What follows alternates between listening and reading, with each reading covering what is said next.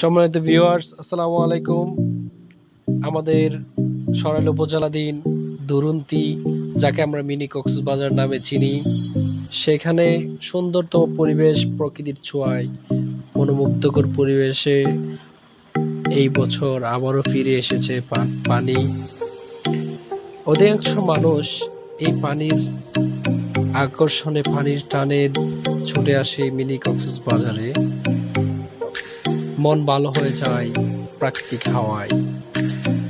সবাই যারা দূর থেকে ভালোবাসেন, মিনি কক্সবাজার দেখতে আসেন, তারা আবারও চলে আসবেন আমাদের মিনি কক্সবাজারে। সবাইকে আমন্ত্রণ রইল। কত সুন্দর অপরূপ দৃশ্য, চারিদিকে পানি আর মধ্য দিয়ে রাস্তা। বিশাল প্রকৃতির মাঝে ডুবিয়ে যাওয়ার মজাই আলাদা।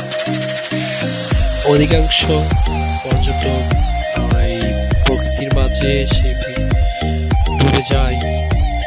বিকেলে, পরন্ত বিকেলে সূর্য ডুবে যায়, সেই সময় অনেক পর্যটক এসে ভিড় জমায় সেই মিনি কক্সবাজারে।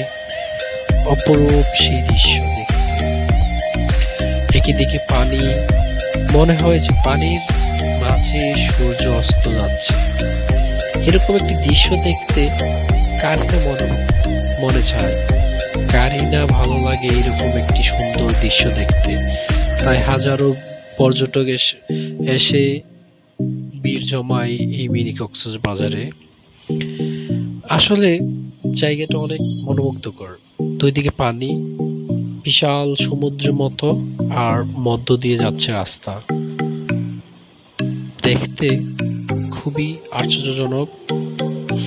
যারা আসেন নাই তারা অবশ্যই আসবেন সেই মিনি কক্সবাজার দেখতে।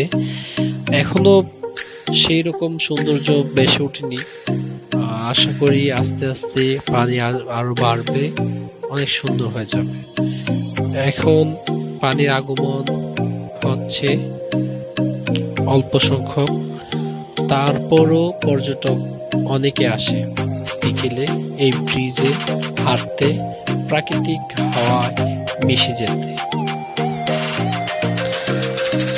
আমি অনেকবার এই ব্রিজে যাই এবং নিজের মন অনেক হালকা হয়ে যায়। মন যখন খারাপ থাকে তখন সেই ব্রিজে এসে বসে থাকি, মনটাই অনেক হালকা হয়ে যায়। এই বিশাল সমুদ্রের মতো দেখতে মিনি কক্সবাজার দেখি মন হালকা হয়ে যায়।